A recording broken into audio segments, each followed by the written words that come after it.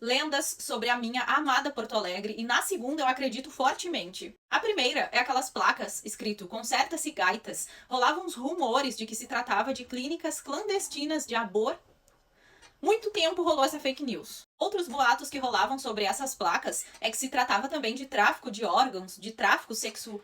A equipe do Porto Alegre 24 Horas foi atrás de descobrir se de fato era uma clínica ou se era algum negócio de tráfico, mas não, gente, é realmente uma oficina de conserto de gaitas. Inclusive, é um negócio familiar que existe há mais de 2 décadas. E pasmem, seguidores e outras fontes confirmaram que estiveram nesse endereço da placa do Conserta-se Gaitas, consertando as suas gaitas, né? Não podemos esquecer que a gaita é um instrumento musical tradicional gaúcho. Em uma época, eu queria muito casar na Igreja das Dores, e eu estive lá. E conversando com o padre, eu era muito curiosa na época, eu descobri que a igreja estava tentando concluir uma reforma. Ele disse que eles não conseguiam concluir a reforma 100%.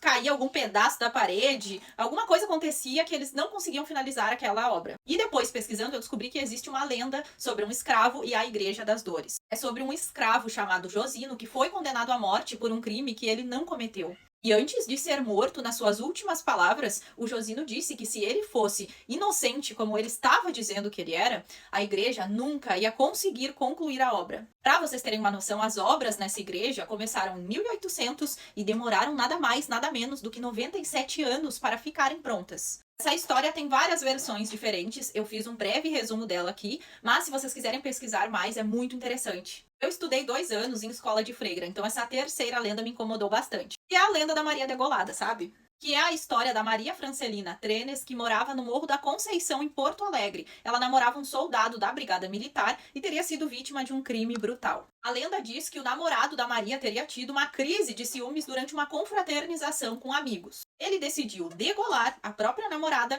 e ela perdeu a vida ao lado de uma figueira no topo do morro.